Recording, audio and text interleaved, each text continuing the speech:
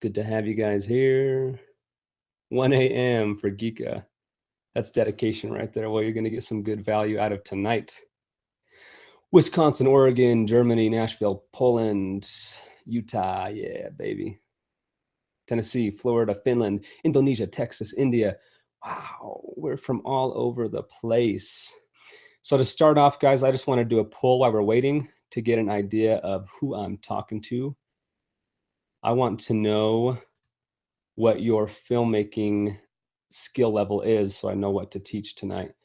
So do you guys have any experience at all? Intermediate, beginning, advanced? Tell me where you guys are at so I know how to approach this training tonight. Very nice. Looks like the majority are between beginners and intermediates, which is perfect. That's who we are aimed towards tonight. So this will be a perfect training for you guys. We'll wait one more minute while we're waiting for a few more people to get in. We'll do one more poll. I want to know, what are you most excited to learn about in this training so I know what to focus our attention on today? So go ahead and tell me, are you guys focused on wanting to know what gear to buy, how to use it, getting cinematic shots, post-production, how to make money, a living doing what I'm doing? Tell me what you guys want to learn. Looks like our biggest one is achieving a cinematic shots. Perfect. Well, that's what this is geared towards. We're going to be covering my top 10 cinematic secrets, stuff that's taken me years to learn. So hopefully you guys will get a lot of value out of tonight. Looks like the next one is how to make money, and I'll cover my 6 steps to making money tonight. So lots of good value coming at you. See where we are at. 80 people in attendance. Very nice, very nice. So just FYI, we're going to be doing a Q&A at the very end. So save your questions for the end. I promise I will get to all of them. This training is going to be about an hour long, and it is jam-packed with value. So get a piece of paper, a pen out, and take notes because I'm giving away a lot of amazing secrets tonight. Cool beans. Let's go ahead and get going then. 85 in attendance. It's still climbing. People will slowly be coming in. But yeah, we should be good to go. So without further ado, let's jump into it. So who is this filmmaking training for? Like I said, it's geared towards beginners and intermediates, but overall it's geared towards entrepreneurs, people who are looking to make a living doing something they love, people who want to start their own businesses in filmmaking or video production. This is a perfect training for you. So an overview of the night, what we're going to be covering. First, I'm going to answer the question I get asked most, which is how did I get started? People want to know my process of how I got going. And then I'm going to cover a little bit of what is Full-Time Filmmaker, the program I've created to help people achieve their goals of making filmmaking a career for themselves. And then we're going to dive into my top 10 secrets to cinematic shots. Then we're going to go into my 6 steps to making money. And then if you guys are okay with it, because I'm giving away so much free, valuable content tonight, I'm going to be making an amazing offer for anybody who wants to learn more beyond just this hour of training. The full program is 10 hours plus. So if this is something that's valuable to you and you want to join the full program, I'm going to be offering a discounted rate to be able to join our awesome community. So how did I get started? This is the big question because people don't know where to start. So for those of you who don't know me, my name is Parker Волбэк. You can check my work out on social media. I spent the past few years working for Devon Supertramp and have recently branched off, started my own production company, and have learned a lot from starting and running my own businesses. But over the years, I've had the opportunity to travel to some of the most amazing places in the world. And here's just a list of some of my favorite places I've gone and experiences I've had. And this is one of the coolest perks of this career of filmmaking, is you get to travel to amazing places and experience amazing things. And some of the brands I've worked with here have given me experiences. I mean, I've worked with Ford, Mountain Dew, Champion, Panasonic, some of the biggest names in the world. And I've had opportunities to work on sets, filming high-end productions for these companies. And so if you take nothing from this training, at least take away the confidence of knowing that the things I'm teaching you tonight, if applied, will allow you to shoot high-end commercials for huge companies like this. So where was I 4 years ago? I had zero education, zero experience, and I didn't even own a camera. 4 years ago, this was me.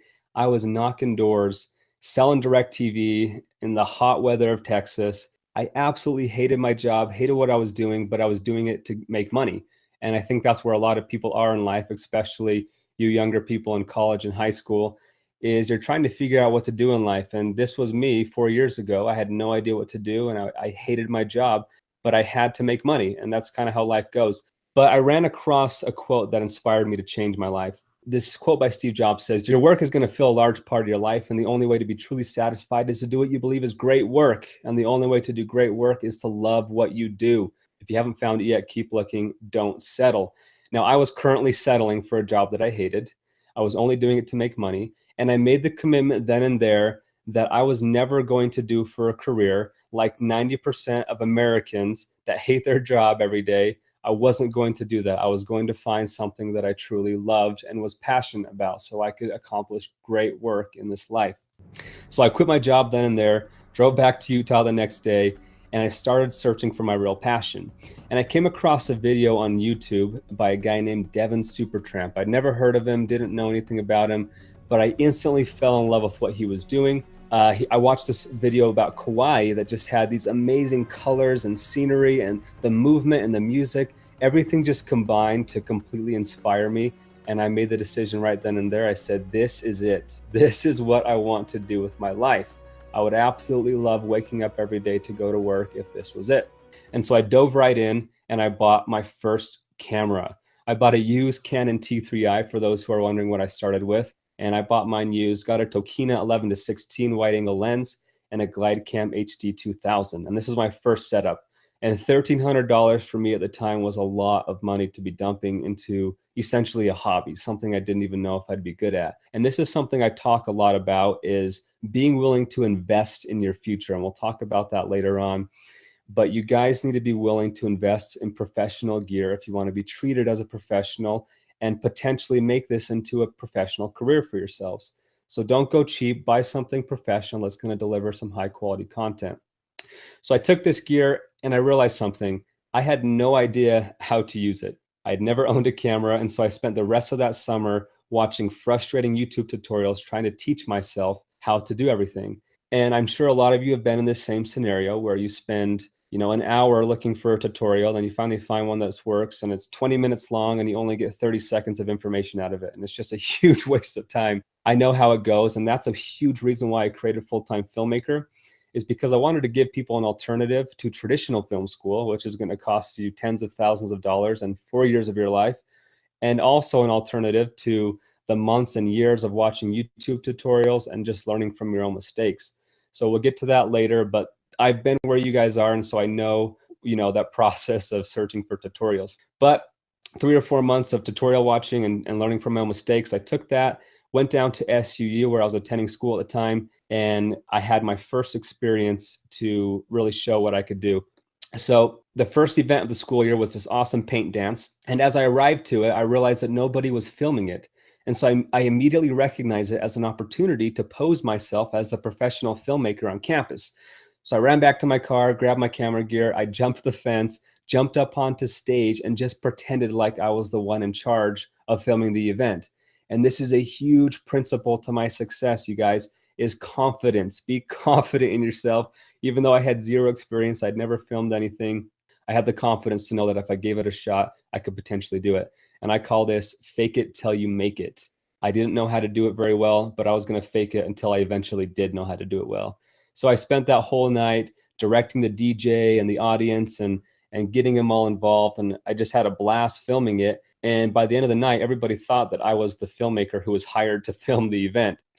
And I posted the next day, and everybody was sharing it like crazy and loving the content, including the administration who saw the video, pulled me into their office and said, "We love what you just did. We would like to offer you a scholarship to film the rest of our events for the rest of the year." And I was like, yeah, of course I'll take that.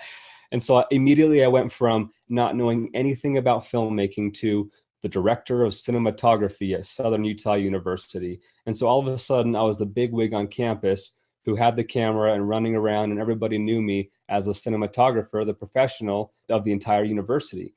And so just by simply faking it till I made it, I was able to take that first opportunity and turn it into a return on my investment by having a full scholarship, a part-time job filming SEU gymnastics team. I was getting local work everywhere. And just like that, I paid off my equipment in just a few short months. So this is a huge part to my success, is I was willing to invest in my future and put in the money and the time and the hard work. And then I was willing to be confident and fake it till I made it with that equipment and really put myself out there, even though I didn't have any confidence in my skills. And like I said, as you fake it, you will eventually make it if you put in that hard work.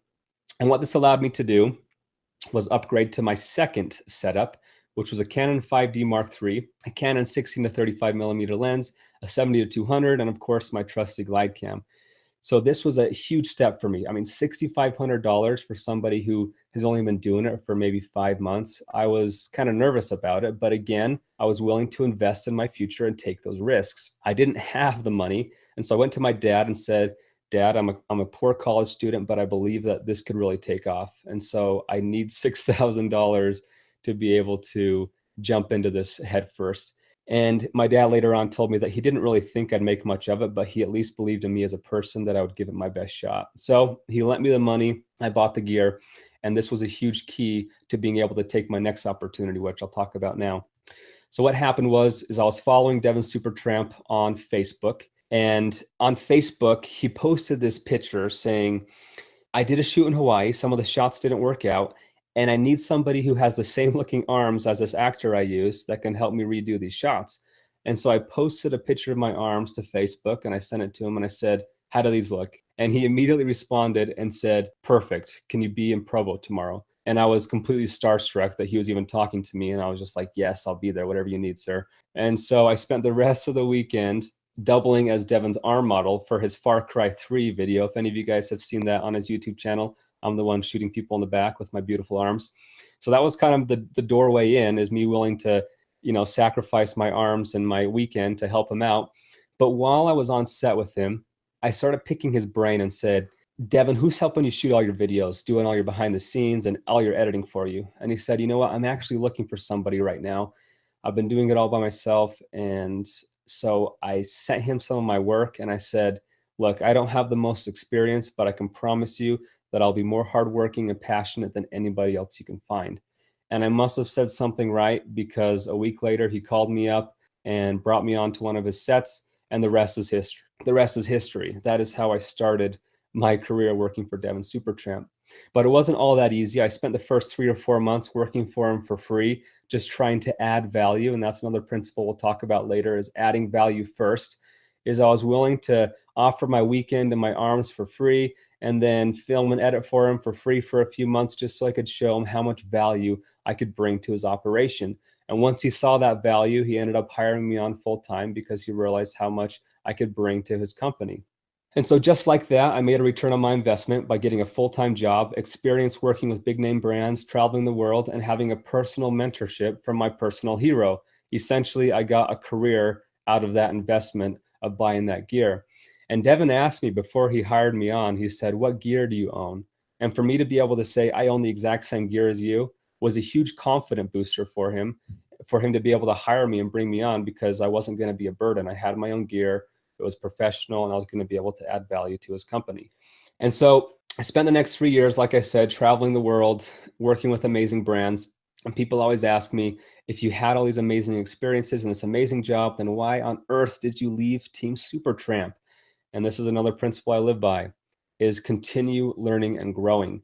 I wasn't growing after a few years with Devin. I was kind of going through the same routines, doing the same work for him, and there wasn't a lot of room for me to grow in his company. And I'm the kind of person that I'm only going to be satisfied if I'm continually learning and growing and developing as a human being and as a filmmaker. So I branched off, started my own production company, and that freed me up to also create full-time filmmaker. Because what happened was, my followers were constantly asking me questions, wanting to know how I did this and how I did that. And so I finally decided to create a full program. So what I did was I asked my following, I said, what do you guys want to learn from me? And I probably got 400 questions back. And I took every single one of those questions, I organized them into sections from beginning to end on the full process chronologically, what you'd need to know to get into filmmaking. And then I took all those questions and I scripted over 100 pages of organized answers, researching, making sure I was answering all of them correctly. I could essentially write a book with all the questions I've answered. And then I took all those answers and I spent the next 6 months filming and editing training videos into what is now full-time filmmaker, 55 plus organized training videos from beginning to end, from what equipment to buy, how to use it, how to get cinematic looks, to my editing workflow, all the way to landing and keeping clients and starting your own business. So there's currently 10 hours of content and it's growing every week. I'm always adding more to it. And so what I want to do now that you kind of understand how this has all come about is I want to dive into that program and give you as much free content as I can right now and help you learn all these things that I've learned that have helped me be successful. So we're now going to dive into my top 10 secrets to cinematic shots. Again, any questions, we'll get to them at the end. So number one is buying the right gear. People always ask me, what camera should I buy? And this is kind of a loaded question because it depends on what you're going to be shooting. But I'm just going to give you, in different price ranges, different cameras that I'd recommend. For complete starters, people who aren't really ready to invest a lot of money into it, DJI just came out with the Osmo Mobile, which means you can just use your smartphone as your camera and have this amazing 3-axis gimbal that allows you to get incredibly smooth shots. So for somebody who's just getting started and doesn't really know if they're going to like this or not, the DJI Mobile is an amazing tool to help you get cinematic shots. A step further is the DJI Osmo handheld 4K camera, which comes with the camera built into the stabilizer, which you can get for about $600 that shoots 4K video. The next step up is the DSLR cameras. Now, DSLRs are an amazing tool for filmmaking because they have interchangeable lenses that allow you to get that cinematic shallow depth of field look depending on the types of lenses you're using. And like I said, the one that I bought was the Canon Rebel T3i, which you can get used for about $200 or $300 right now. So there's a lot of low-end DSLRs. I'm personally a Canon guy, as you guys will learn. And the reason for that is because I think their colors in camera are a lot better looking than any other color science in any other manufacturers. But every manufacturer is going to have pros and cons. And somebody said Sony's killing it right now. And yes, they are. We'll get to that in a sec. Lenses are equally important as the camera bodies. Make sure you guys understand that. Don't just get a cheap kit lens. Make sure you're buying a nice lens. The one I recommend for that wide angle look for glide camming is the Tokina 11-16 for crop sensor cameras. I love this lens. It's what I started with. Now, this is probably the best investment I made, was a GlideCam HD2000. There's a lot of stabilizers out there. Yes, there's cheaper ones that can get the job done, but this is the best stabilizer for the money that I found. And this is what has helped me separate my films from so many other people, is learning and mastering this GlideCam right here. And we'll talk further in depth about how to utilize this tool. The next level up is the Panasonic GH4. For only $1,300, you can get a 4K camera, shoots up to 96 frames, which is super slow motion at 1080. This is probably the best DSLR cinematography camera for the price. I'd say over half of the people in our full-time filmmaker program shoot with this camera. And the Sony series, yes, they are killing it right now. The Sony a7S II is the next one I'd recommend. It is a bit pricier, up at $3,000, but this guy shoots 4K and it shoots amazing low light. This is probably the best low light camera in the industry, which means you can shoot in super dark situations. One thing I will say about Sony, I've owned Sony cameras in the past and I don't love their in-camera colors. But pros and cons to every manufacturer. Obviously, Sony has a leg up on other things in the cinematography arena. But yes, great camera right there for the price. Canon just came out with a similar price DSLR that shoots 4K. It's the Canon 5D Mark IV. I actually wouldn't recommend this one. And the reason for that is because when you shoot at 4K, it crops in 1.74 times, which means essentially whatever lens you have on, it's going to be 2x zoomed. It's going to be zoomed in twice as far because of the crop factor. So they kind of screwed up on that one. Canon made this as a photography first camera. It's not meant for video. Video is kind of an afterthought. So for the money, I don't think this is the best video camera you can get. However, if you go a step up, this is the camera I own. It's a Canon 1DX Mark II. Just came out this summer. This shoots 4K at 60 frames per second and has the most amazing autofocus tracking system in video on the market.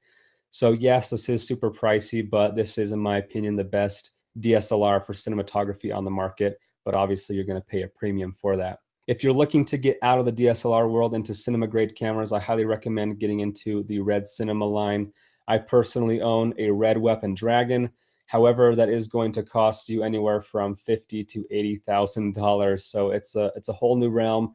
But for those of you who are looking past the DSLR realm someday, the red series is amazing. They recently came out with the red Raven, which you can get for $6,000, and a red Scarlet W, which you can get for $10,000. They're starting to produce lower end cameras as well. But yeah, Red does amazing cameras. They shot Spider-Man, Pirates of the Caribbean, Great Gatsby, a lot of huge Hollywood films they've shot on this camera. So when buying a camera, there's a lot of things to look for. We only covered a few of those: price, resolution, frame rates. There's a lot of things to consider, and I go further into depth in the program, teaching you what to look for when buying gear.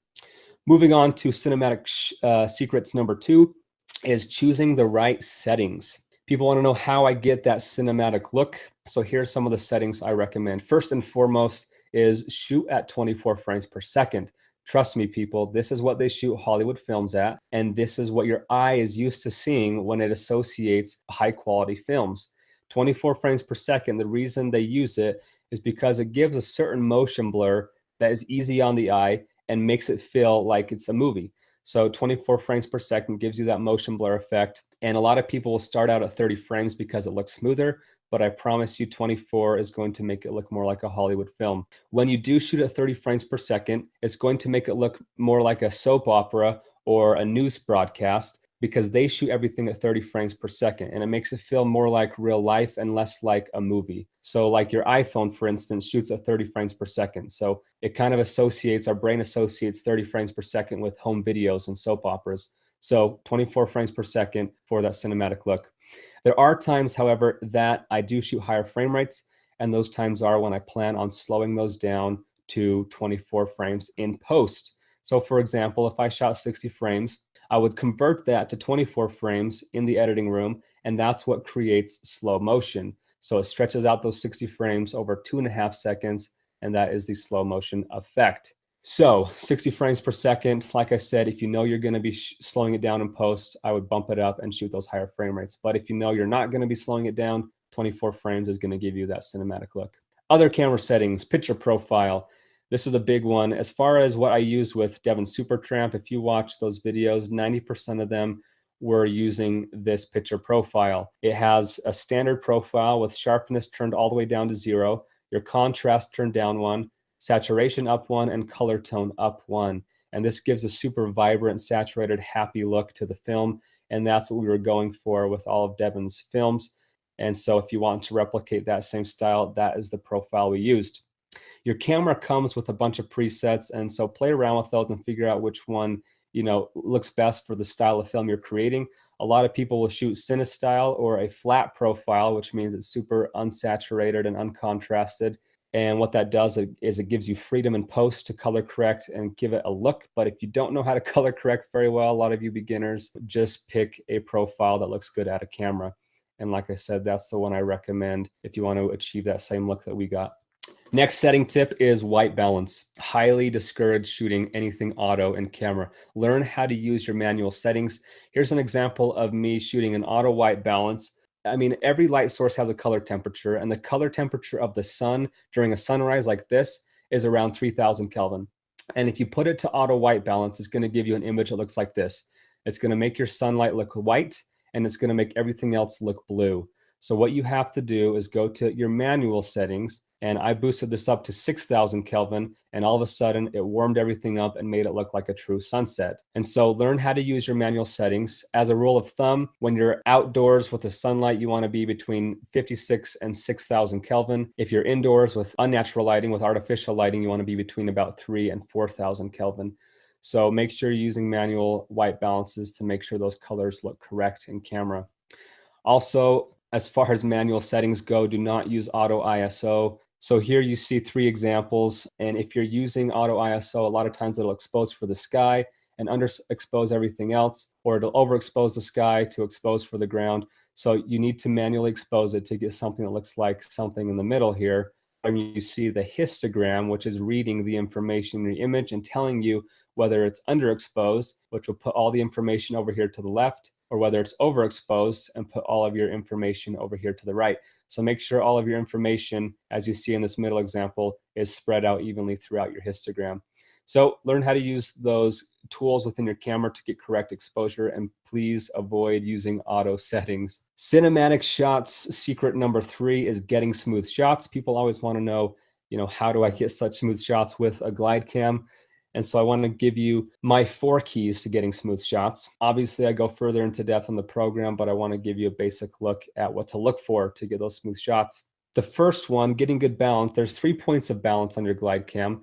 The first is your left to right, then your front to back, and the last one is your top to bottom. And this is the one people struggle with the most.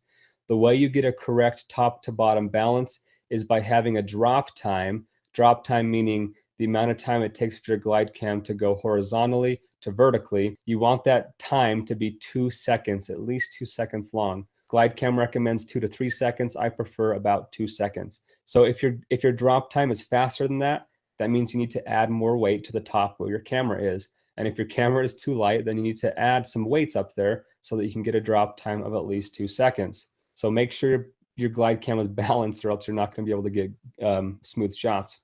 Once it is balanced, the next thing is making sure you're using the right lens. Now, if you're using wide angle lenses, it's going to make your glide camming look smoother because you have a wider field of view.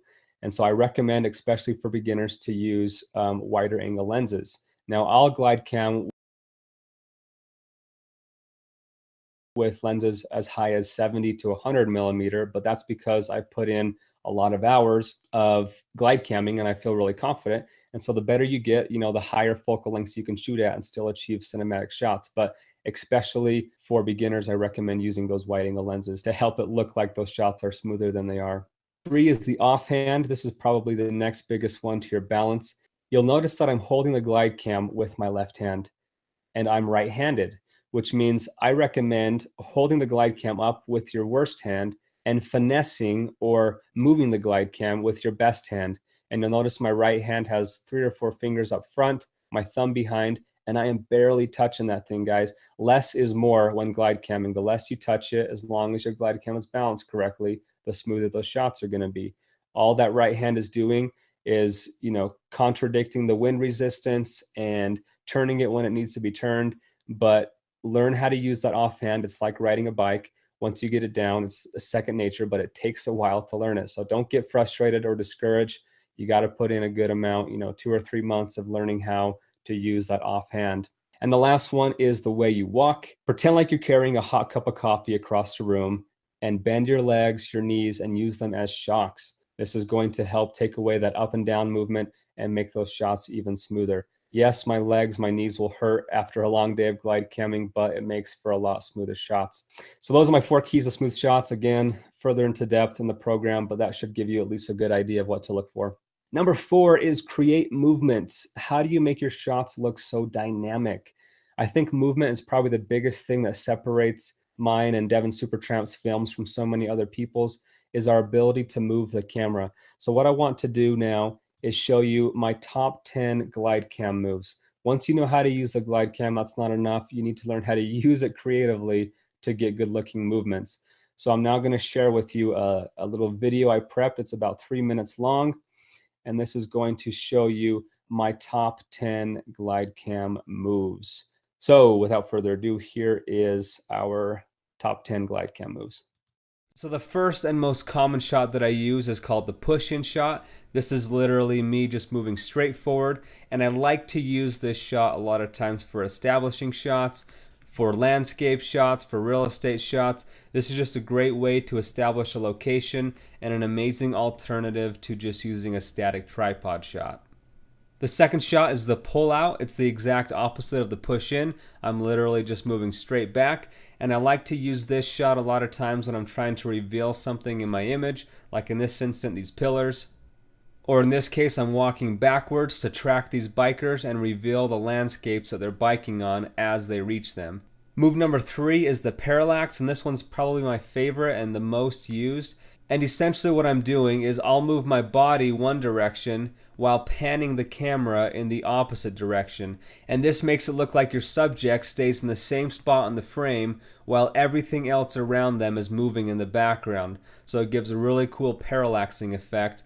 And I love to use this to create movement while still focusing in on my subject. Move number 4 is the rise up, and this is me just going straight up, and I'm mimicking the move that a jib would make.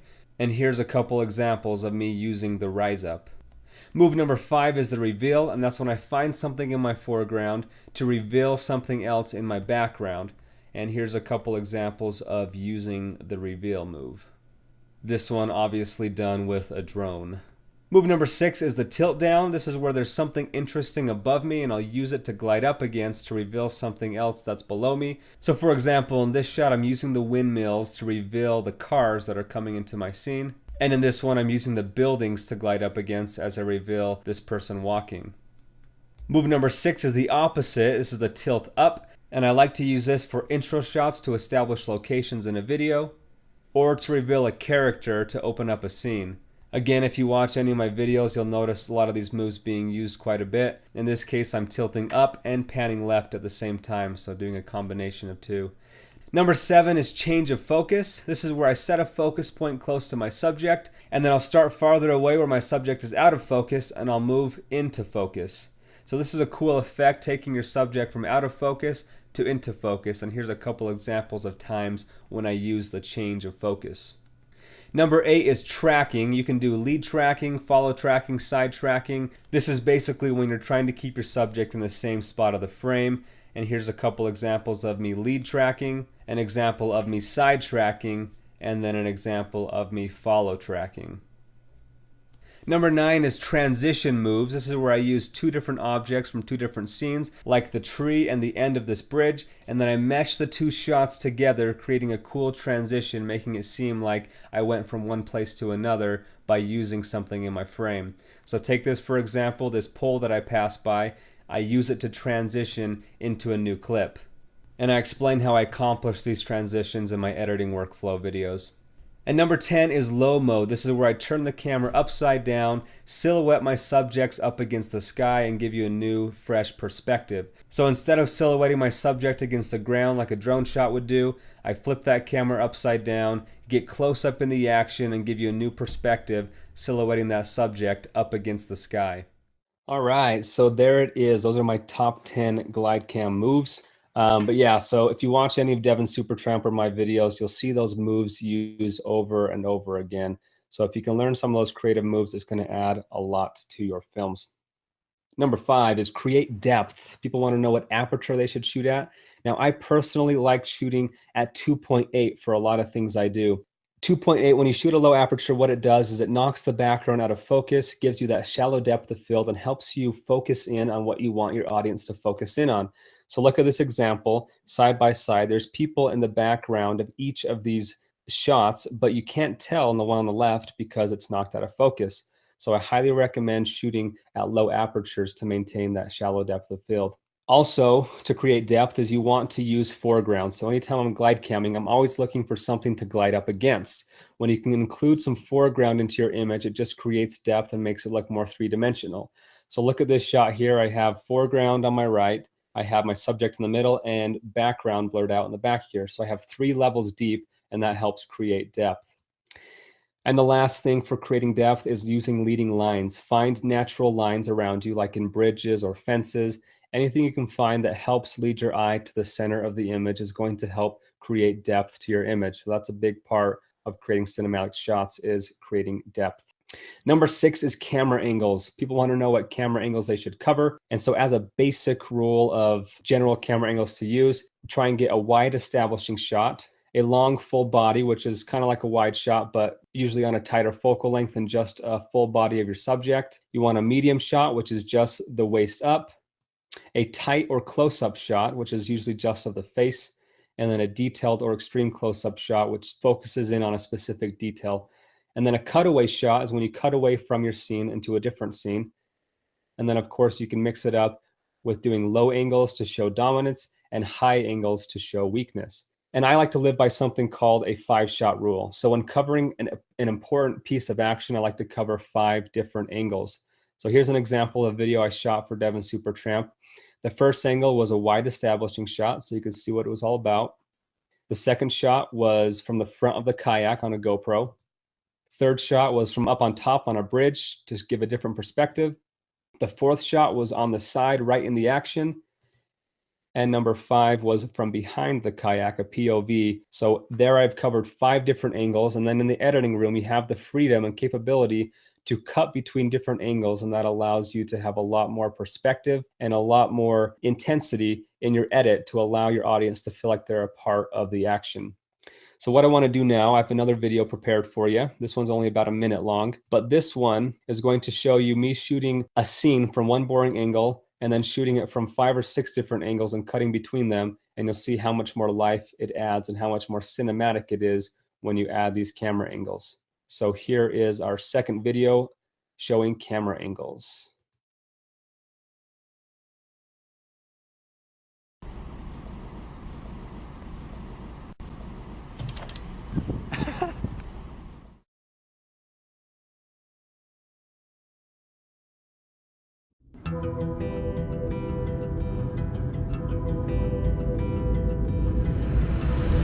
You can't define it. You can't destroy it. It makes your nerves look like steel. It's in your heart. It makes time stand still. It's where legends are born in the final seconds of the game. Boomtown.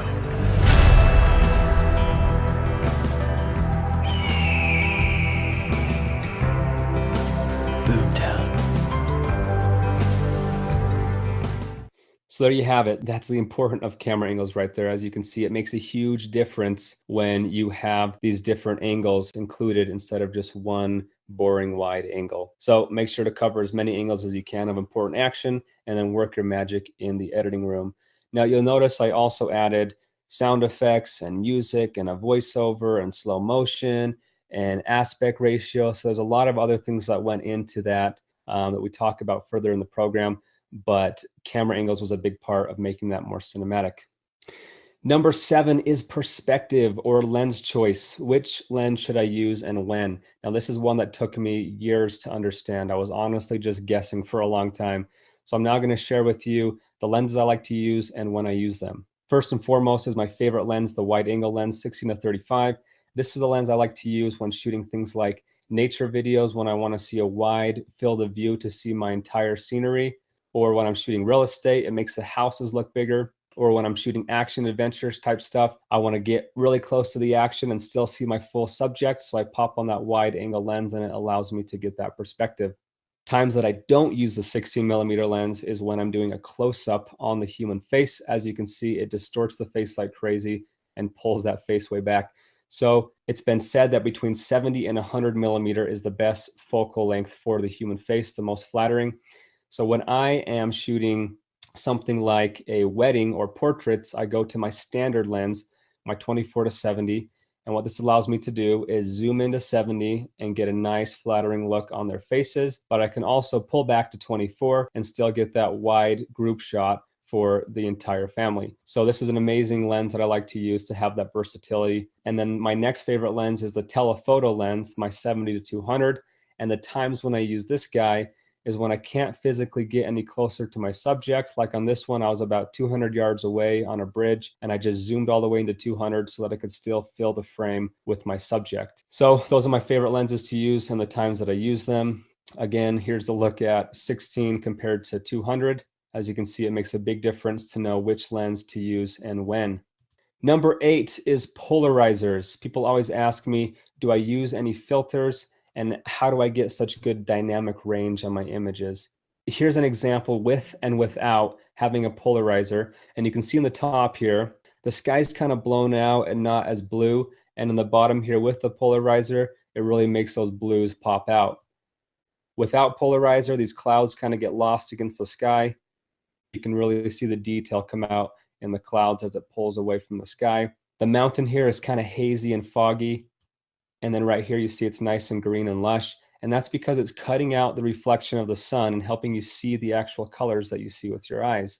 The grass here is not as green because there's a reflection of the sun. And in the bottom with the polarizer, it cuts out the reflection and makes your greens pop out, your blues pop out. All the colors will pop out of your image, increase your dynamic range because it's cutting out the reflection of the sun. So when shooting outdoors, I highly recommend using a polarizer.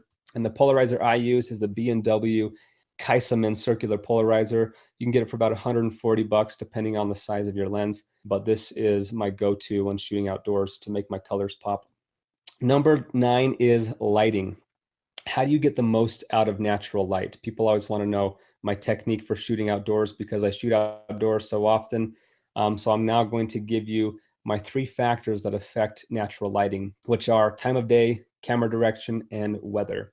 Number 1, the best time of day to shoot, for those of you who don't know, is during golden hour. This is the first day of light in the morning and the last day of light at night. And what this does is it creates the most flattering, beautiful light. And if you shoot closer to noonday when the sun is higher in the sky, it gradually gets less and less flattering and less saturated and less pretty. So try and schedule your shoots around golden hour, and you're going to get that pretty lighting. And it also allows you to use the sun as backlight. And that's what we'll talk about next. Is once you have figured out what time of day to shoot, you want to figure out which direction to point the camera. Now, personally, I love shooting into the sun, not for everything, but for a lot of things. I like shooting into the sun. One, because when you have backlight, what it does is it gives you sun flares that come in and out of your image, and it gives this cool artsy effect of the sun flaring through your lens. So I love using sun flares. Some people don't like them. I personally think it adds a lot to the image and makes it a lot more artsy. What this also does when you put the sun behind them is it creates even light on their face, versus if you have them in front of the sun, it creates harsh shadows. So look at this example here on the left. These subjects on the left have raccoon eyes because the sun is directly overhead in front of them. So there's harsh shadows on the face. They're squinting because the sun's in their eyes, versus on the right, eyes are wide open, no squinting, even lighting on the face because the sun is behind them. So I highly recommend, especially when shooting portraits, people's faces, put the sun behind them. It's going to give a lot more flattering look on their faces. Now, there are times when I use the sun as a front light source, and here's an example of shooting on a cloudy day, and then I waited a half hour for the sun to pop out behind me. Color it adds when you use that sun behind you. When I'm shooting landscapes, I like it to be super sunny, and so if you can, try and wait for the sun because it's going to help your images pop more. But if the clouds do come out, it's not always a bad thing. Don't just put your camera down and throw a fit and wait for the sun to come out. There are times and things that are good for clouds. For instance, shooting weddings, portraits, anything with people's faces, when there's clouds overhead, it acts as a giant diffuser, softens the light, and creates a more even lighting on your subject's faces. So figure out when to utilize different weather patterns. Rainy or snowy, some people will just put their camera away. To me, that's the best time to get epic slow motion shots because you have that rain creating movement, and when you slow it down, it looks super epic. So learn how to utilize different patterns of weather and don't just put it down if the clouds come out. So those are my 3 factors that affect natural lighting. And the last one, my last secret, is editing. Sometimes you can't get it perfect in camera and you got to work a little magic in post. So the software that I use is Adobe Premiere Pro. I use it for almost everything I do. I use a little bit of After Effects, but mostly Premiere. And I'm going to give you some tips now with editing. The first tip is audio is equally important. Do not neglect audio. I can't harp on this enough. That's one of the biggest telltale signs of an amateur film is if the audio sounds terrible. So make sure you get close enough to your subjects if they're talking so it picks up better in the microphone. Once you've captured those sounds with good quality audio, make sure you sound design. This means you're adding sounds in to your image that make it come to life. So for instance, if I shot this nature shot and I didn't get a very good sound bite, I have some stock sounds that I use, like an ambient noise of birds chirping and the ocean. So throw in as many layers of sound as you can to help your viewer feel like they're actually there. And I actually include some sound effects in the program to help my students get going learning how to sound design. So I throw in my top 20 slow motion sound effects that I like to use. Another big thing to audio is choosing the right music. Here's my 4 go-to music licensing websites. So take a screenshot of that. Audio Jungle, Premium Beat, Audio Network, Music Bed. Those are all great sites to get amazing cinematic music. And I'll spend hours, sometimes days, searching for the right piece of music. So be patient with it and get the right music that fits your video. Here's a list of cinematic artists that I use as well that I've researched over the years that have awesome cinematic tracks that I like using. So take a screenshot of that. Check out some of those guys. Tip number 2 for editing is color correction. Real quickly, I just want to give you a basic correction of what I would do to an image in post. The effect I use in Premiere Pro is called Lumetri Color. And when you pull up Lumetri Color, it gives you a bunch of options. And this is kind of the basic procedure I do to correct any given clip in my video. So you see up here, the first thing I've done is adjust the temperature. I brought it down just a little bit. And if I need to, I'll play with the tint as well to make my whites look white. I brought the exposure down just a little bit, brought my whites up, my blacks down to create some contrast, brought the saturation up to 300. Normally you wouldn't bring it up this high, but this is shot in D-Log on a drone, which means it's super flat. So I brought that saturation up a ton, and then I brought in an S curve on my RGB curves. It's called an S curve because it's shaped like an S, and this is pretty standard in the industry. To create pop and contrast to your image, you want to bring this side up, which controls your highlights. It makes your highlights pop up, and it brings your shadows on this side, brings them down, and that creates contrast and pop and helps bring that image to life. So that's kind of a basic color correction. Obviously, depending on the story you're telling will depend on the type of correction you do, but this is more of a poppy, saturated, vibrant look that I like. So there it is. Those are my 10 cinematic shots, my secrets that I like to do. Again, practice makes perfect. Knowing them isn't enough. You got to get out and put those to use, guys. But real quick here, I want to dive into, now that we know, how to achieve cinematic shots, I want to dive into the actual business side and how to make money once you've mastered those skills. So I want to talk a little bit about the industry of movie making 10 years ago. This is kind of what it was like. You had to have hundreds of thousands of dollars worth of cameras and lights and diffusers and cameramen and crews and dollies and jibs. But something happened about 10 years ago that I call the video revolution. In 2005, YouTube came out with the largest video streaming platform in the world that helped connect the world with video. And in 2008, DSLR video was introduced by cameras like the Canon 5D Mark II, which made filmmaking cameras accessible at a very low budget. And what this did was that it sparked the digital video industry and exploded the amount of brands and companies that are using YouTube and online digital video to promote their companies. You'll see here from 2006 to 2012, the difference in amount of videos, online digital videos that have been created by some of the top brands in the world. And just in the past 3 years, digital video ad revenue has doubled from 2.8 billion to a $5 billion industry. And I can almost guarantee over the next 3 years, it will double again. This is a super fast growing industry. So the demand for digital video is higher than ever. There are millions of businesses around the world creating videos, and somebody has to create those. So I just want to give you guys a look at some of the different options, different venues you can take with video production and filmmaking. Here's a few different areas I've stepped into personally that are all big money makers for me. A lot of high-end luxury real estate videos. I've shot a lot of wedding videos, events, all kinds of different events, music videos, action sports videos like Devon Supertramp style, corporate videos, businesses, travel, tourism, shooting for stock footage companies, documentary filmmaking, independent films, all the way up to feature films. There are so many different categories, and that's what's so cool about this job, is there's so much versatility in what you can do, and your job is never boring because you can always do different styles of videos. And I personally know wedding videographers who make six figures just shooting weddings, and I know that's true for just about any of these niches. So what I'm getting at is that there's never been a better time to get into filmmaking. Don't feel like it's an oversaturated market. There is plenty of work to go around for everybody. And a lot of my students are proving that as I've seen them grow their businesses. So my personal 6 steps to making money, we talked a little bit about this first one, but invest in yourself. You guys have to be willing to put in money if you want to make money. The old adage says you got to have money to make money. And in a lot of ways that's true. But be willing to take risks, go in debt maybe a little bit. It's kind of like paying money for your education. Go in debt a little bit to invest in something you believe in. Number 2 is master your skills. What separates you from the rest of the crowd? And this is why I created Full-Time Filmmakers, to help people master those skills and separate themselves from everybody else. Number 3 is build a portfolio. I can't harp on this one enough. You need to create content. Nobody's going to hire you unless you have something to show them. So go out, shoot content, create a demo reel so that you can send a client so they have an idea of what your work looks like. And so go out and create content.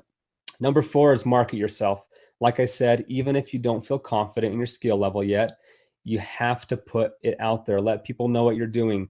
Use social media to get eyeballs. The more eyeballs, the more people that see your content, the more chances there are of people who have businesses wanting to hire you. So even if you're just starting out, you have to be confident enough in yourself to put your work out there, even if it's not perfect. Number 5 is building relationships. This was a huge part of my success, is building a relationship with Devin Supertramp, getting in his circle of influence and building on my network of people and having high-end video guys that hire me and that I can work with and hire for my projects.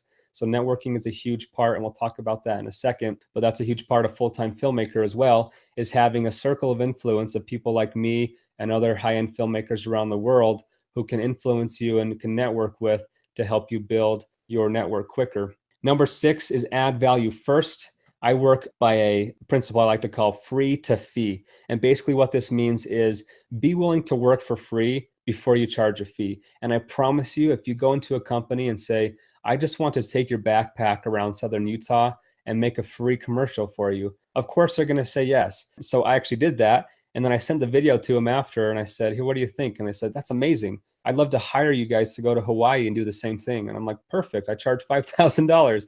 And so that's how I've gotten a lot of my work, especially starting out, is offering services for free, adding value first so people can see how much value you bring to their company. And then they're going to want to hire you and want to pay you to do more. So those are my 6 steps to making money. And that's how I've gone from making less than $10,000 in my first year to over 6 figures a year now. And the coolest part is I'm working half as much. And because I'm not working nearly as many hours and days and making more, it's freed me up to build full-time filmmaker and help other people do the same with my extra time. So I'm now mentoring and building other people's filmmaking businesses now that I've got a handle on my own business. Like I said, I believe this is the best product out there as far as helping people get started making their business. And so I just want to dive in and give you an idea of what the rest of the content looks like in the program for those who are interested in learning more beyond just this training. I go further into depth talking about all the equipment you should buy, the cameras, the lenses, the stabilizers, the audio equipment. I show you different microphones and which ones work for which situations, the post-production software, the hardware, computers you should buy. And I go fully into my bag and show you everything I've ever bought so you can know not only what you should buy, but help you avoid things you shouldn't buy. I mean, I could probably save you thousands of dollars just by helping you know which things to avoid buying. And then I go technically teaching you from beginning to end how to unbox your camera, how to navigate through it, your white balance, picture profile. I teach you all the verbiage and words that's used in this industry, how to use the tools on your camera, you know, how to get correct exposures. Like I said, the 4 keys to smooth shots on a glide cam, how to get that balance on a glide cam, my full creative process, the things I look for when composing an image, the rules that they'll teach you in film school, how to get good shots on tripods, how to get good shots using drones. I mean, this one alone, I make about $500 to $1,000 a day just operating the camera for drone pilots. So if you can learn and master the skills I teach just in that one video and get hired by drone pilots as a cinematographer, that alone will pay for the course itself. I show you how to shoot time lapses from start to finish, the full, shooting and editing workflow, how to get moving time lapses, and how to stabilize those in post and how to edit those raw photos. My full editing workflow from beginning to end on how to import footage, how to store footage, how to do warp stabilizer, time remapping, transitions, creating titles, everything that I do in editing, I teach you how to do, all the way to the exporting of the final project so you have high quality exports for your clients. And then I dive into the business end, like I said, further into depth on the 6 steps now to making money. My 4 sources of revenue, so you know not only how to make money as a filmmaker, but how you can make money selling stock footage on AdSense and rental equipment. So many different ways to make money as a filmmaker, and I dive in and teach you how to capitalize on all of those.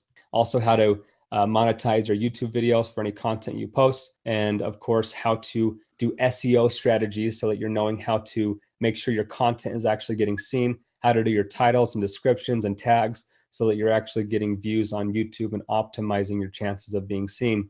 And then of course, my full production process from beginning to end, showing you how I operate with a client so that you can feel confident to walk in and be able to produce the same quality content for your clients. And I've recently started a new section called Taught by You, where I put in videos, tutorials posted by other filmmakers that are super talented filmmakers from around the world who have different skills and different workflows than me. So you can see not only how I do things and how I've been successful, but how other filmmakers have been successful as well. And then at the end, I provided quizzes at the end of each section so you can go back and make sure that if you've missed anything, that you can go back and relearn that. So that's the content side. As far as the personal mentorship side, I owe a lot of my success to the fact that I had Devin there to personally assist me and answer my questions and review my edits. So I'm throwing in myself as your personal mentor as well as a part of the program, so that you have somebody to email, to chat with, that can answer your questions and review your footage and tell you what you need to work on to improve your skills. And the way I do that is we have an exclusive community where we have over 400 members from around the world who post their work constantly, and they get feedback not only from me, but from other filmmakers around the world. And then I'll take those videos they post and I'll do a feedback Friday every couple of weeks, where I'll break down an individual's video, tell them exactly what they need to improve and exactly what I would have done differently to make higher quality content for their clients.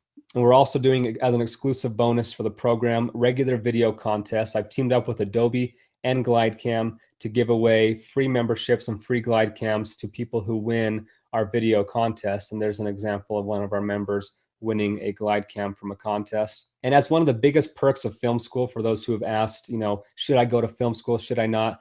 I asked that to Devin Graham and I said, was film school worth it? And he said, honestly, the education wasn't really worth it. But he said the biggest thing I got out of film school was networking.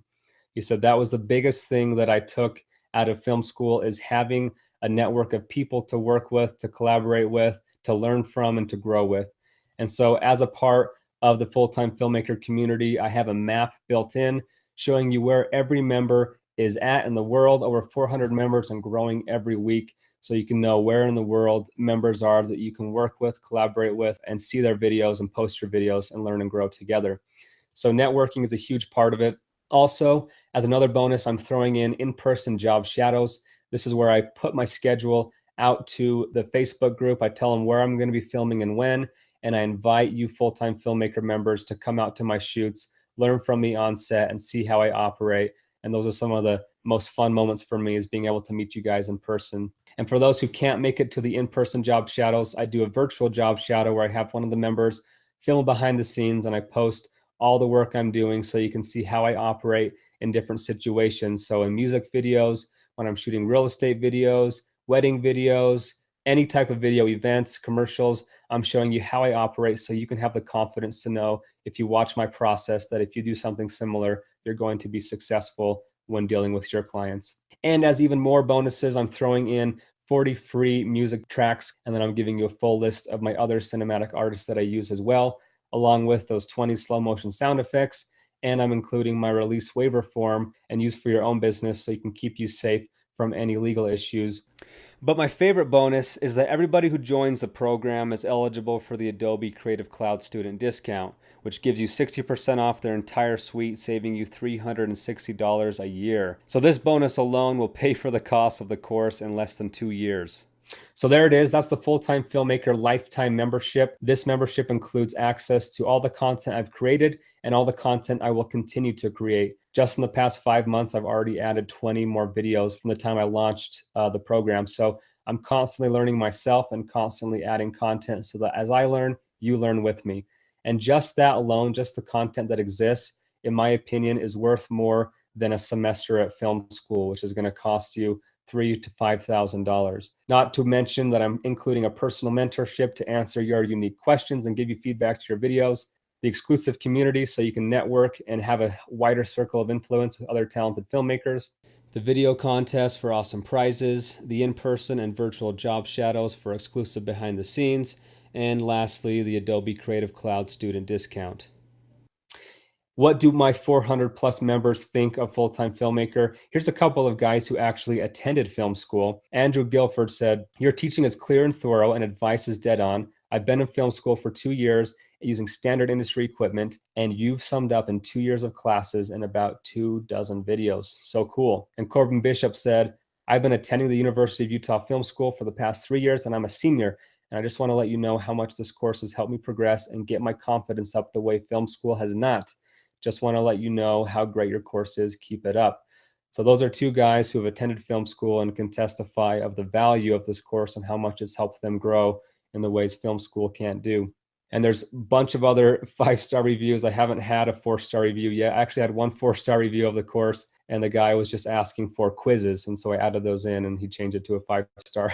So it's been amazing to see how much people have loved it and how much people have grown in filmmaking and in their businesses. My overall goal, guys, the ultimate goal of full-time filmmaker is to help you get a return on your investment. This is not a cheap hobby. To take camera gear that's thousands of dollars and to try and learn how to use that, it's an expensive hobby. And so I want to help save you money by helping you buy the right gear, help you save time by shortening your learning curve, and help you make money faster so you can earn back what you're spending on all the gear you're buying. You know, there's the old adage that if you give a man a fish, you can feed him for a day. If you teach a man to fish, you can feed him for a lifetime. And that's my goal. Is I want to teach you how to do what I've done so that you can feed yourself for a lifetime with a job that not only brings in good money, but one that you absolutely love and can't wait to wake up and do every day. And here's just one example of a member who made an ROI. Lots of members have made awesome ROIs, but Matt Hutchinson of Ontario, Canada said, I have attended film school, spent about 15 grand on my education, and I can honestly say that the information I've learned in this course has proven more valuable to me than anything I've learned in college, not to mention at a fraction of the price. I have returned my investment with this program within a month. I've applied what I learned from the course, and now I'm going to be traveling all over Canada and the US with a major record label filming videos. And now I'm completely blown away by the opportunities I'm getting. If you're considering this program, do it. You won't be disappointed. And like I said, a lot of testimonials like that from people seeing returns on their investments. So here it is. This is the exclusive webinar offer. For those who do want to learn more beyond what I've taught tonight, I want to dive in and take this serious. This is over $5,000 of value. Like I said, you can go to film school for a semester and see if it's for you, or you can take this course. I'm regularly selling it at $1,500, but as an early bird special for the first 500 members who sign up, I'm selling it for $799, or for those who can't afford the upfront, a 6-monthly payment plan of $149. But as an even better offer for tonight only, the first 5, I only have so many spots every week because I'm mentoring a lot of people, so I can only let so many in. But the first 5 who join within the next 20 minutes will get another 25% off using the coupon code webinar only. And the way that can be done is I'll provide the offer here in just a second. You'll join now. You'll say buy at the $799, and then you're going to say have a coupon, and then you're going to type in your coupon webinar only, and then that's going to give you your discount of $599. So without further ado, I'm going to go ahead and pull up the offer. Like I said, this is good for the next 20 minutes, and here we go. So there's the offer, 20 minutes to join if you guys want to come in at 25% off in the next 20 minutes only. Again, we have only 5 slots available. So if you've been thinking about doing it or want to get going in this program, now is the time to do it. I'm going to take any questions you have, guys. This is when the Q&A starts. So let me know what questions you have, anything I didn't cover in the content tonight, or any questions you have about the course. I'm here to answer. Questions. Go ahead and type those in, guys. Oh, and by the way, just want to give you a look at your other option here. The alternative to something like Full-Time Filmmaker is a traditional film school, which is going to cost you tens of thousands of dollars and years of your life. Or you can do what I did, go the YouTube route and spend months and years of your life trying to teach yourself. I've done that. I can help you learn that so much quicker, in 10 hours actually. And it's just going to come down to you applying what I teach. So I believe in this product. I believe that it can change lives. I've seen it change lives. I've seen people, grow as filmmakers in a very short time, and highly believe that anybody who's serious about this and has the work ethic can do the same. All right, questions now. Do I use GoPros in any way? Yes, Ryan, I use GoPros a lot of times for water sports, anything where you want to get POV shots or shots on the person who's performing the action. Do you use any third-party video effects in Premiere? Getting rid of noise image, I use NeatVid, which is a plugin. Welcome. We got our first signups for the day. Looks like Sydney Duarte has just joined the crew. Welcome, Sydney. Excited to have you, get to know you, help your business grow. Zach Dastrup just joined. Zach, if that's you, my man, my old neighbor, it's good to have you in the program. So we have 2 slots taken, 3 left to join at that discounted price and fill my last 3 mentoree spots for this week. So welcome, you guys. Good to have you. Welcome, Samson Marosevich. That's a tough one. Welcome, Samson. Just joined the program as well. That's our 3rd spot down. Only 2 spots left at the discounted price. Welcome, Samson. Excited to have you, man. Okay, let's see. When you are shooting a scene from a lot of different angles, do you have several different cameras running simultaneously? I'm thinking about some scenarios that might not be redouble.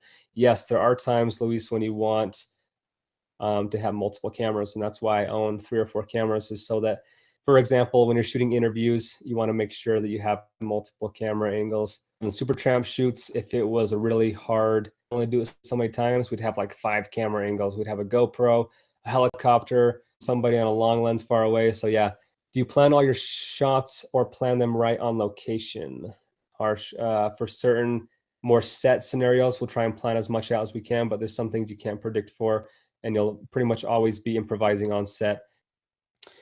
Looks like we got our next sign up. We got Dustin Aktdal, who just joined the crew. Welcome, Dustin. Good to have you. Excited to get to know you, my man, and excited to help grow your business. So we have 1 spot left at the discounted price. Questions. Ronin versus GlideCam. Good question, Harsh. This is what I always say. Different tools for different scenarios. It depends on what you're shooting. For something that's kind of documentary style and unpredictable, I always go GlideCam, because you're not sure what's going to be happening, so you can't really anticipate it. So you use a GlideCam because it's more versatile. Ronins are great for, and I personally own a Movi, but 3-axis gimbals like that are great for things that are more set up, that you have time to know what's going to happen, because they're more robotic and they aren't as quick moving. And so they're going to be slower movements you're making. They're going to be smoother movements, but you only want to use that when you know what you're going to be filming and you know the movements of your subjects. So for like commercials and stuff like that, I'll always use my Movi. When I'm shooting out of helicopters or fast-moving vehicles, I use the Movi because it makes it a lot smoother with all that wind resistance and up and down of the car. Low mode, I like better with the Movi because I can get a lot closer to the ground than I can with a GlideCam, and it's a lot smoother than just flipping my GlideCam upside down. So different tools for different scenarios. It is a lot more expensive to get a 3-axis gimbal, so especially if you're starting out, GlideCam works great. If you want to shoot for a company, how do you approach them?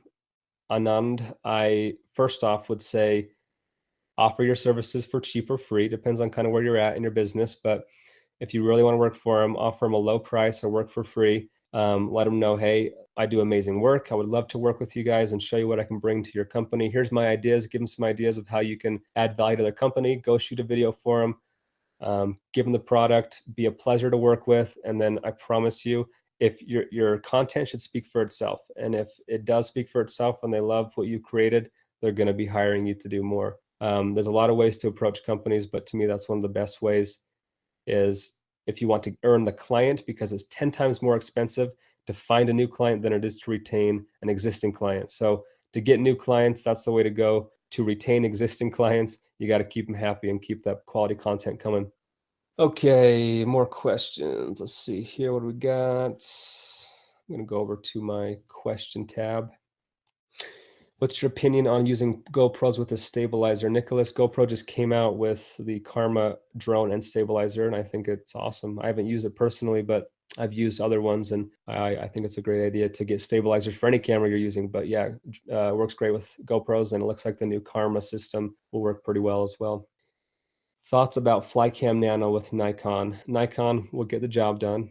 Nothing against Nikon. I just don't think that they're super focused on video. They're more of a photography company. Companies like Panasonic and Sony are more into the video world, and Canon on a higher end and more expensive end is into video as well. So I wouldn't highly recommend Nikon, but yes, it will get the job done. I've seen some amazing work with Nikon. With Flycam Nano, you get what you pay for. It's not going to be as good as a GlideCam. It's cheaper. It'll get the job done, but not as well. So I'm all about investing in my equipment and my future and my business. And if I want to have professional looking smooth shots, then I'm going to use the best professional looking equipment. And sometimes it takes money to make money. If you want to stand out, you got to make higher quality equipment so you can make higher amounts of money. But yeah, Flycam Nano can work. Again, highly recommend the glide cam if you can afford it. On the 5D3, how do you focus if subject is moving? Brent, the way I do that is I will put my hand fully on the shaft and just hold it up by the shaft instead of the handle. And then I'll take my left hand that was normally holding up on the handle, and I will grab focus with my right hand. And then once I've refocused, I'll switch back to glide cam mode with my left hand on the handle again. You can't really get smooth moving shots while focusing at the same time on the glide cam unless you have an amazing autofocus tracking system like my 1DX Mark II. So yeah, if you can't afford it, I'd get something with an awesome autofocus system for that. But if you can't, I just make that transition quick as I can with the racking focus and then switch back to my glide camming. And then I just try and maintain that same distance from my subject once I've set the focus. What do you think about the 1DX Mark II? I love it. I think it's the best DSLR on the market. Obviously, it's twice as expensive than most DSLRs, but I even use that over my Red Dragon or my Red Weapon a lot of times because it's a lot smaller, better battery life, a lot of pros to DSLRs over a Red camera.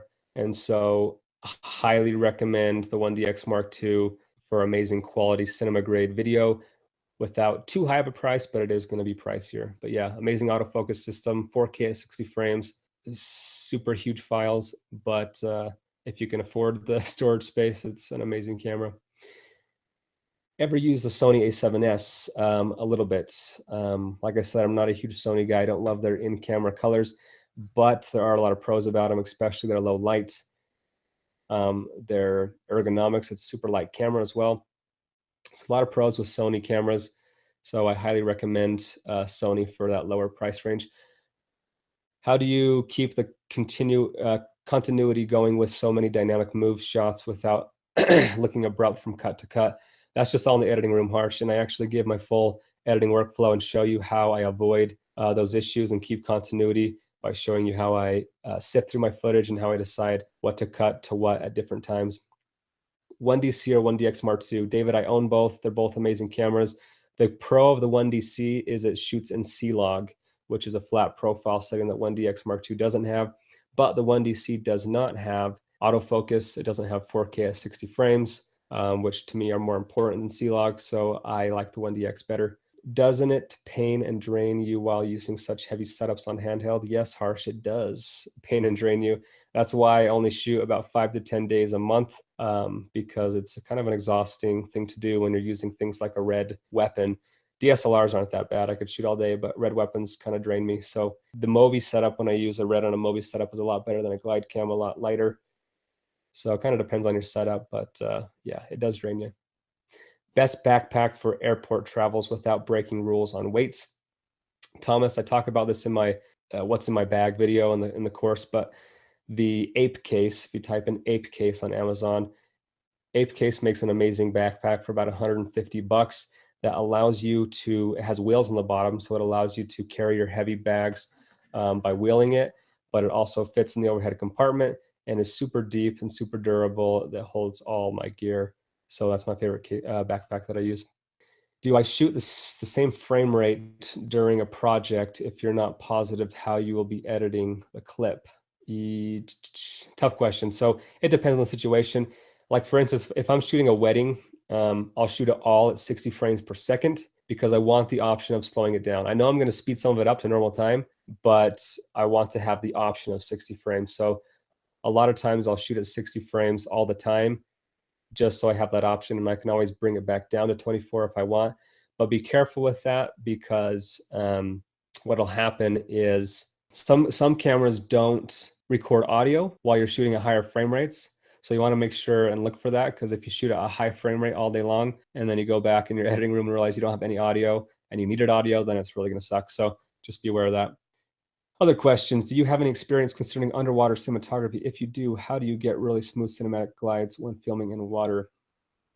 Luis, I don't do a ton of underwater stuff. I did some with Devon Supertramp, and we just honestly, it's all handheld. I mean, you're underwater, so it's going to be pretty smooth anyway. The water kind of smooths out your shots. You can't really use a glide cam or 3-axis gimbal underwater.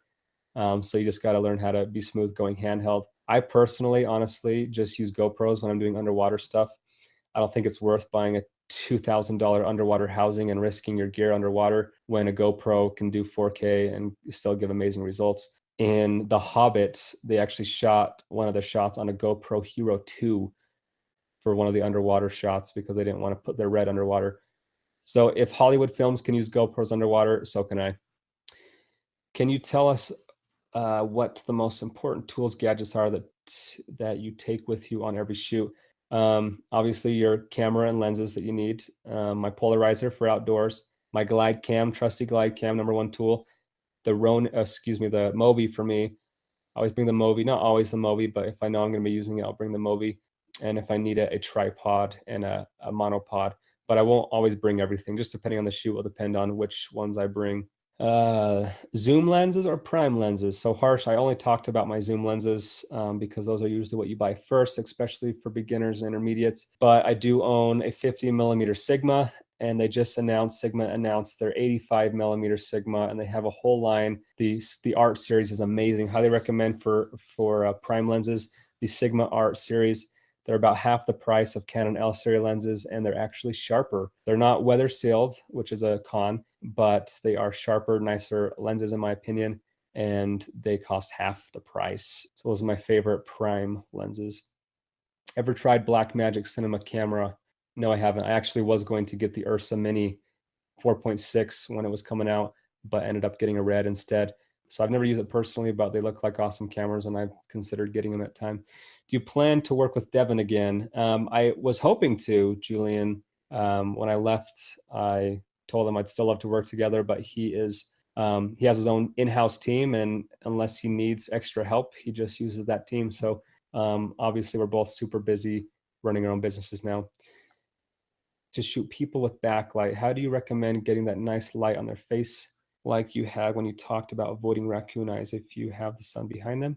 Yes, so Luis, that nice look on the face, the flat, even light, that comes from using the sun behind them. Now, oftentimes, if you can, it's always good to have a reflector or a fill light on the front of their faces just to bring up those shadows a little bit so you don't have to blow out the sun so much in the background. So when you can, reflect some light back into your subject, but a lot of times you can't. You're on set, you're running around, you can't do that. But yeah, the backlight is what creates that nice even look on the face. What you do want to do though, and this is why you don't want to shoot auto ISO or anything, is you have to kind of overexpose your sky if there's no fill light to get that the shadowed look to go away and bring that exposure up on your subject's face. Let's see, questions. Let me look through my list here. Filters for wide angle lens, wide angle gliding, ND versus polarizer. I'm all about the polarizer. NDs, all I do is knock the light down. So if you want a low shutter speed with your low aperture, then you're going to need an ND filter. But I personally love the look of polarizers, so that's pretty much all I use. And I'm okay using higher shutter speeds unless it's a very specific situation where I want that motion blur. Do you think an expensive tripod is worth the investment instead of a cheap one for the still shots? Depends on what you're shooting. I recommend Manfrotto's, and make sure you get a fluid head tripod. Which computer to use for editing? I have a MacBook Pro and a iMac 5K, and they're both maxed out completely. Obviously, the faster your computer is, the faster you can edit, but you can get away with less expensive. Did you learn everything from Devin only? No. Originally, yes. He was my main mentor. But like I said, that was one of the biggest reasons I left, was I felt like I'd learned everything I could from him and wanted to expand my knowledge and move beyond just what I know from him. So no, I've been learning a lot from a lot of other people now, and from obviously my own mistakes and my own experiences. Do you create a storyboard before each shoot? Depends on the shoot, Ryan. Sometimes I will, and sometimes I'll just figure it out as I go. I talk about that in one of my videos where I do kind of a short film commercial. I talk about the full storyboarding process, and then there's other virtual job shadows that shows me just showing up and figuring it out as I go and then putting it together in the editing room. 24 versus 25. I always thought 25 would work better on low-end cameras because they only support 1/50th shutter speed. Linus, it's not a huge difference, to be honest. 1/50th of a shutter speed is going to work fine for either. 24, you want to shoot if you're doing shooting in the US, and 25 is more of an international frame rate. So just depends on where you live, will depend on which frame rate works for you. But as far as it relates to shutter speed, it's not that big of a deal. With glide cam, but is fly cam a good alternative to glide cam? Terrence, honestly, I don't really have, I mean, I'm sponsored by glide cam, but it's not like they're paying me to say anything. I just truly believe in their product. Otherwise, I wouldn't want to be sponsored by them, because I wouldn't want to use their products. I believe in their products wholeheartedly. I personally never really used the fly cam. I just went straight to glide cam. I've watched, results and reviews from people with fly cam. And the biggest thing is people say it's harder to get fly cams balanced. That's the biggest complaint I get, is it's hard to get it balanced. And that's the number one key to getting smooth shots. So if you're having a hard time balancing your fly cam, then it's going to be hard to get smooth shots. So glide cams are a lot easier to get balanced. It's going to save you a lot of time on set, a lot of frustration, especially like a wedding. You're not going to have time to balance that glide cam every 5 seconds. So it's nice having a piece of equipment that works for you. Have you ever used the XR 100, 2000, 1000, 2000 series? Evan, same thing with the XR series, harder to balance. Cheaper, yes, you get what you pay for. Harder to balance. Recommend the HD series, easier to balance, gonna guarantee better shots. No worries, Dan. Yes, that's all in the program. What problems are you having, Dan, with checkout? Is it not taking credit card? You can do, by the way, you can do PayPal or a credit card to pay for the course. Hit me up, Dan, at parker@fulltimefilmmaker.com if you're still having a hard time. Yeah, see, the XR does not have the fine adjustments, so that's the issue right there. What do you think about flat shoots? You usually use standard profiles. Can you tell us why? Thank you. Yes, Nikos.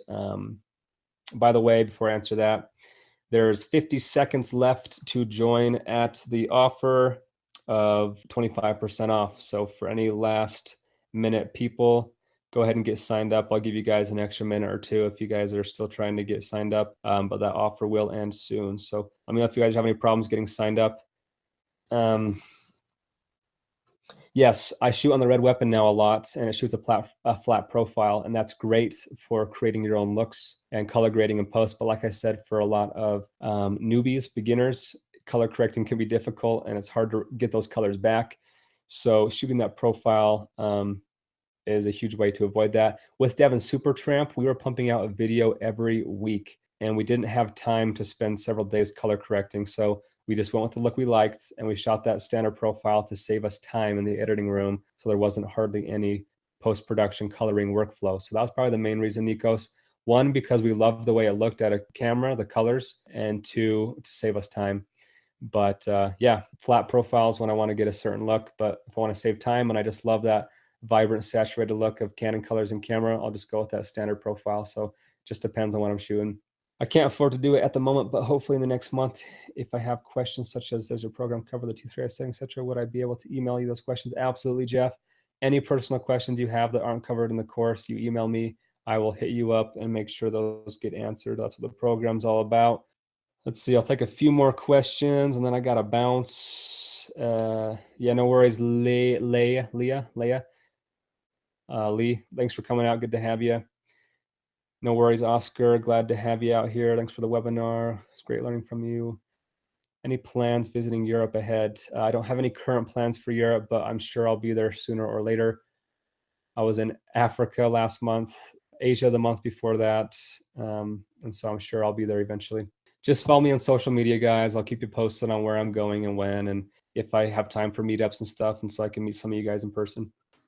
So you don't stick to the 2-to-1 rule for shutter speeds to frame rates? No, I don't actually. If it's like I said, if it's a very specific type of shot, like if I'm filming water, where I want the motion blur of water, or a fan, anything that has a lot of motion where I want to see the natural motion of that subject, I'll make sure to use that rule.